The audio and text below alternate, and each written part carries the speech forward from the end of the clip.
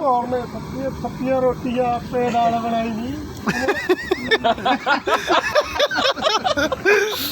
ਠੀਕ ਹੈ ਗੱਲ। ਇਹ ਮੈਂ ਟਰੱਕ ਭੰਨਣ ਲੱਗੇ ਉੱਥੇ ਟਰਾਲੀ ਯਾਰ।